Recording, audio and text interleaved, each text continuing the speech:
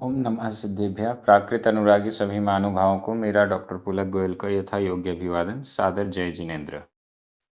प्राकृत diploma course के अंतर्गत पाठ्य पुस्तक प्राकृत गद्य पद्य सौरभ भाग 2 का अध्ययन चल रहा है।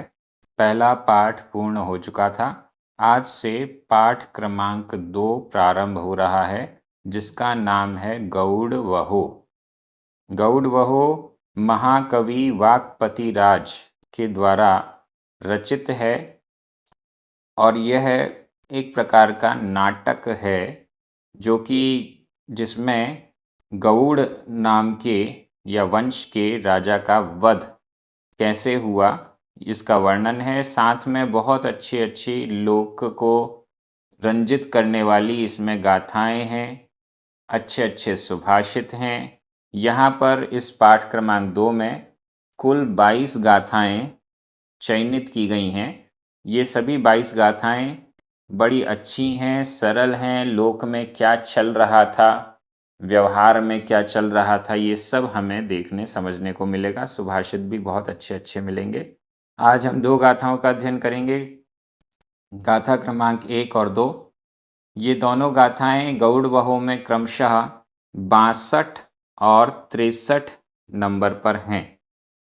इस दृष्टि से ये बड़ी अच्छी गाथाएं हैं। अभी जो 2 गाथाएं आ रही हैं वो महाकवियों के बारे में, उनकी प्रशंसा आदि के बारे में आ रही हैं। चलिए अपन देखते हैं, प्रारंभ करते हैं। गाथा क्रमांक 1, उच्चारण। इह इह ते ते जअन्ति जअन्ति कैणो कैणो जअमिण्मो जअमिण्मो जअमिण्मो जाण जाण सअल सअल परिणामम परिणामम सअल परिणामम वाआसु वाआसु ठियम ठियम दीसै दीसै आमोअ घणम आमोअ घणम आमोअ घणम व तुच्छम आधा च तुच्छम व इह तेज अन्ति कैणो इह तेज अन्ति कैणो जअमिण्मो जाण सअल परिणामम जअमिण्मो जाण सअल परिणामम वाआसु ठियम दीसै वाआसु ठियम दीसै आमोअ घणम व तुच्छम व आमोअ घणम व तुच्छम व। बहुत अच्छी गाथा है। इह यहाँ पर, इह यहाँ पर, ते वे जअन्ति जय को प्राप्त करते हैं, जीतते हैं। इह यहाँ पर ते वे जअन्ति जीतते हैं, विजय को प्राप्त करते हैं। विजय को प्राप्त करते हैं, जीतते हैं मतलब सफल होते हैं, सार्थक होते हैं, महत्वपूर्ण बनते हैं। कैणो कवि। इह इस श्लोक में ते कैणो वे कवि जयंती जय को प्राप्त करते हैं, सफलता को प्राप्त करते हैं। कौन से कवि, कैसी सफलता को प्राप्त करते हैं, आगे चलते हैं। जअमिण्मो, अब यहां पर संधि विच्छेद करेंगे। जअम आधा म, इण्मो ई, आधा म और ई मिलकर म पूरा हो गया। जअम इण्मो, जअम जग जगत, इण्मो यह जगत। इण्मो का अर्थ है यह, जम का अर्थ है जगत, यह जगत। जअम इण्मो, इण्मो जअम, यह जगत, यह संसार। जाण जिनके, जान जिनके, किनकी बात चल रही है? कवियों की। इहते जानती कईणों, यहाँ पर इस संसार में, इस लोक में, ते वे कईणों वे कवि जयंती जानती जीतते हैं, वे कवि जीतते हैं। जान जिनके, इणमो जम यह जगत, जिनके यह जगत यह संसार, सअल परिणामम, सअल सकल, सअल सकल, परिणामम परिणाम, यह जगत, सकल परिणाम, परिणाम का मतलब अभिव्यक्ति, इस जगत में जो अभिव्यक्तियां हो रही हैं, जो भी चल रहा है वो सब, वाआसु वाच, वाच में, वाक्यों में, वाआसु वाक्यों में, ठियम स्थित, ठियम स्थित, दिसई दिखाई देता है। जिनके वचनों में वे महाकवि जयवंत हैं, वे महाकवि जीतते हैं। जान जिनके वासु वाच यानी वचनों में, काव्यों में, ठियम स्थित है, इणमोजम यह जगत, जिनके वचनों में स्थित है ये जगत, सकल परिणामम और जगत का सकल परिणाम, सकल अभिव्यक्ति, पूर्ण अभिव्यक्ति जिनके वचनों में, जिनके काव्यों में ही स्थित है। स्थित दिसई दिखाई देती है। स्थित होना अलग है और स्थित दिखाई देना अलग है। केवल स्थित होती है लेकिन दिखती नहीं है, ये भी नहीं चलेगा, क्योंकि अभिव्यक्ति होना जरूरी है, तो वो दिखनी भी चाहिए। जान जिनके वासु वचनों में, काव्यों में, सकल परिणामम सकल परिणाम, सकल अभिव्यक्ति, इणमोजम यह जगत, ठियम स्थित, दिसई दिखाई देता है। कैसा दिखाई देता है? आमोघणम व तुच्छम व, आमोघणम आमोद का घन, आमोद, आमोद यानी प्रसन्नता, प्रसन्नता का घन, प्रसन्नता का समूह, व अथवा तुच्छम व, तुच्छ यानी तिरस्कार के योग्य। संसार की अभिव्यक्ति कैसी होती है कि इससे, इसके में तो हर्ष ही हर्ष भरा हुआ है, प्रसन्नता, आमोद प्रमोद ही भरा हुआ है, ऐसा जगत दिखाई देता है। या फिर तुच्छम, तिरस्कार के योग्य, जिसको देखने के बाद वैराग्य आ जाए, ऐसा दिखाई देता है। आमोघणम व तुच्छम व, आमोद प्रमोद का घन समूह अथवा तुच्छ ऐसा दिखाई देता है। गाथा बहुत अच्छी है, व्याकरण की दृष्टि से देखते हैं। एह ये अव्यय है, इसके अलावा जो 2 बार व आया हुआ है वह भी अव्यय है। जअंती वर्तमान काल, अन्य पुरुष, बहुवचन का क्रिया रूप है। कईणों प्रथमा विभक्ति का बहुवचन है। ते यह भी प्रथमा विभक्ति का बहुवचन है।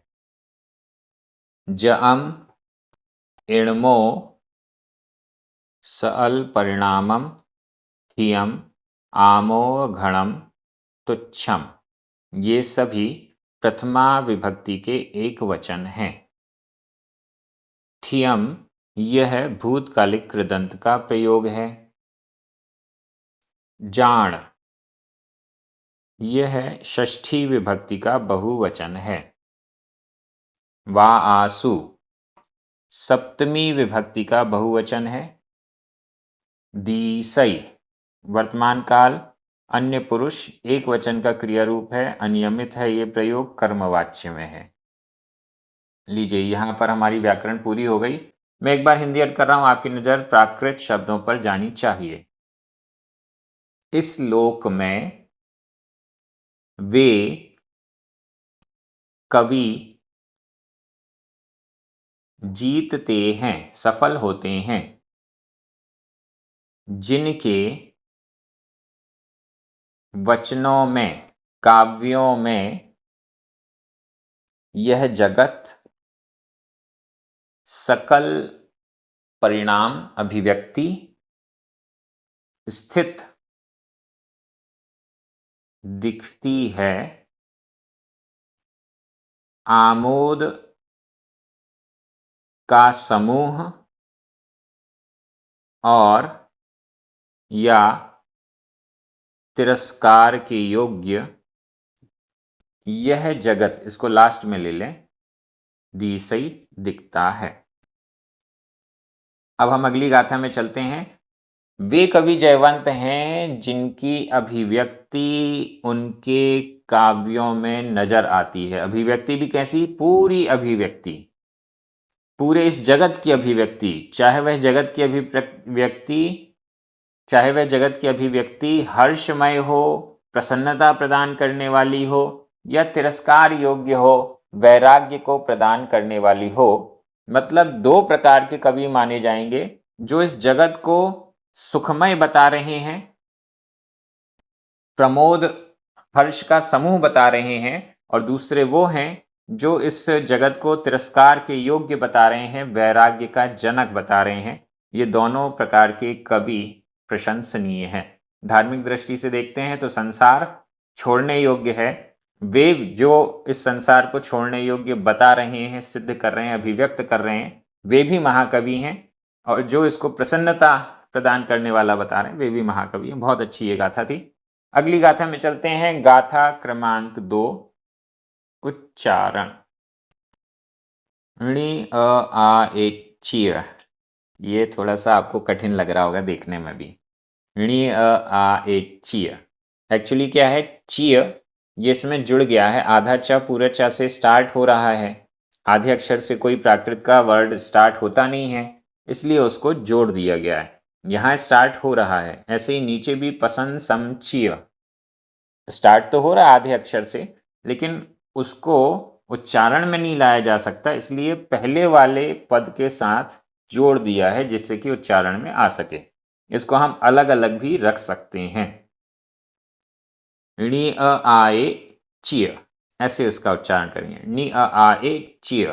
अब ए में भी ऊपर जो चंद्र लगा हुआ है, अर्धचंद्र, उसका मतलब है कि ये दीर्घ उच्चारण नहीं करना है, इसका ह्रस्व उच्चारण करना है। आगे वा आ ए, यहां पर भी ह्रस्व उच्चारण करना है ए का। णी अ आ ए चिय, णी अ आ ए चिय, वा आ ए। ज्यादा अपन वा आ ए ऐसा नहीं करेंगे, वा आ ए, वा आ ए। अत्तणो, आधा था पूरा था, अत्तणो। गारवम, गारवम। णिवेसंता, णिवेसंता। जे, जे। एन्ति, एन्ति। पसंसमचिय, पसंसमचिय, आधा च पूरा च। यहां पर भी पसंसम अलग है, ची अलग है, लेकिन चिय को उच्चारण की दृष्टि से जोड़ना पड़ गया। पसंसमचिय। जअन्ति, जअन्ति। इह, ते, महाकैणो, महाकैणो। णी अ आ ए चिय वा आए, णी अ आ चिय वा आए। अत्तणो गारवम णिवेसंता, अत्तणो गारवम णिवेसंता। जे एन्ति पसंसमचिय, जे एन्ति पसंसमचिय। जअन्ति इह ते महाकैणो, जअन्ति इह ते महाकैणो। देखिए, देखने में गौड़ वहु की गाथाएं कठिन हैं। आप लोग सोच रहे हैं प्राकृत इतनी कठिन भी होती है, लेकिन जब हम थोड़ा सा इनकी ओर नज़र डालते हैं तो ये भी सरल हो जाती हैं। सबसे पहले नी अ आ ए, ची को अलग कर दीजिए। चिय मतलब ही, निश्चित रूप से। नी अ आए, नी अ निज, नी अ आ निज आ, या निज। इसमें स्वार्थिक अप्रत्यय लग गया है। स्वार्थिक प्रत्यय का मतलब होता है कि अर्थ में परिवर्तन नहीं होगा। नी अ आ, और तृतीय विभक्ति का एक वचन, उसके लिए ए प्रत्यय लग गया, नी अ आ ए। वा आ ए, वाचा के द्वारा, वाच के द्वारा, वाणी के द्वारा। वाक्य के द्वारा, काव्य के द्वारा। नि आ आए निज, निज वाणी के द्वारा, निज काव्य के द्वारा, अपनी वाणी के द्वारा। णी अ आ, स्वार्थिक प्रत्यय लास्ट में जुड़ा हुआ है आ। स्वार्थिक प्रत्यय मैं आपको उदाहरण देता हूं, जैसे हिंदी में भी बाल और बालक, यहां पर क स्वार्थिक जुड़ा हुआ है, इसका कोई अलग अर्थ नहीं है। बाल का भी अर्थ बालक और बालक का अर्थ भी बालक। वैसे णीय का अर्थ भी निज और नी अ का अर्थ भी निज, लेकिन ये वा आ स्त्रीलिंग में है, इसलिए णी अ आ ऐसा हो गया। और फिर तृतीय विभक्ति का एक वचन लगाने के लिए ए प्रत्यय जुड़ गया, नि आ ए। निज स्वकीय, अपने, वा आए वाणी के द्वारा, अपनी वाणी के द्वारा, अपनी वाणी के द्वारा, अपने काव्य के द्वारा। अत्तणो अपना, अत्तणो अपना, निज का अपना।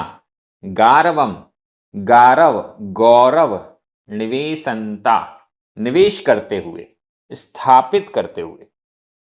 बहुवचन में है, वर्तमान कृदंत का प्रयोग है। निवेशनता निवेश करते हुए, स्थापित करते हुए, अपनी वाणी के द्वारा अपने गौरव को स्थापित करते हुए, अपनी वाणी के द्वारा, अपने काव्य के द्वारा अपने गौरव को स्थापित करते हुए। जे जो, एंती प्राप्त करते हैं, एंती प्राप्त करते हैं। प्रशंसम चीय, ची को अलग कर दीजिए, प्रशंसम प्रशंसा को प्राप्त करते हैं। जे प्रशंसम एंती, जो प्रशंसा को प्राप्त करते हैं। निज नि अ आए, निज वा आए वाणी के द्वारा, चीय निश्चित रूप से।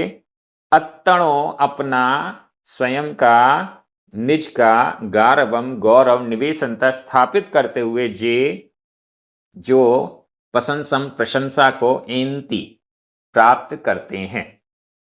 ऐसी काव्य रचना की कि लोग वाह वाह करते हैं। कवियों को देखिए, ऐसी एक दो छोटी सी लाइन बोल देते हैं और मन में इतनी गहराई तक पहुंच जाती है कि अपने आप मुंह से वाह क्या लाइन थी, क्या काव्य है। वो ऐसे कवि जो ऐसी प्रशंसम प्रशंसा को, एंती प्राप्त करते हैं। जयंती एह ते, जयंती जीतते हैं, विजय प्राप्त करते हैं, सफल होते हैं। एह इस लोक में, ते वे महाकविणो, वे महाकवि, ते महाकविणो वे महाकवि जो प्रशंसा को प्राप्त करते हैं। ते महाकविणो वे महाकवि, एह इस लोक में, जयंती जीतते हैं, सफलता को प्राप्त करते हैं। कौन सफलता को प्राप्त करते हैं? जो अपनी वाणी के द्वारा अपना गौरव स्थापित करते हैं और लोगों से प्रशंसा को प्राप्त करते हैं। वे महाकवि जयंती जीतते हैं, सफल होते हैं। गाथा बहुत अच्छी है, मुझे लगता है समझ में आ गई होगी। नहीं आई है तो आप फिर से बैक जाके फिर से थोड़ा थोड़ा समझने का प्रयास कीजिए। वैसे तो बहुत सरल अर्थ है इसका, दिखने में कठिन गाथा है, अर्थ सरल है। व्याकरण की दृष्टि से देखिए, नी अ आ ए वा आ ए तृतीय विभक्ति का एक वचन है। चीय 2 बार आया है।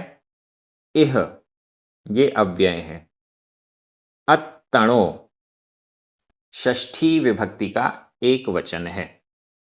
गारवम प्रशंसम ये दोनों ही द्वितीया विभक्ति के एक वचन हैं। निवेशनता, जे, ते, महाकैणो ये सभी प्रथमा विभक्ति के बहुवचन हैं। निवेशनता वर्तमान कृदंत का प्रयोग है। एंती वर्तमान काल अन्य पुरुष बहुवचन का क्रिया रूप है। ये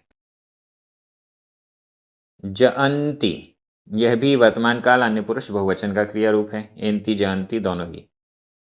लीजिए, हमारी व्याकरण भी पूरी हो गई है। मैं एक बार हिंदी अर्थ कर रहा हूं, आपकी नज़र प्राकृत शब्दों पर जानी चाहिए। अपने वाणी के द्वारा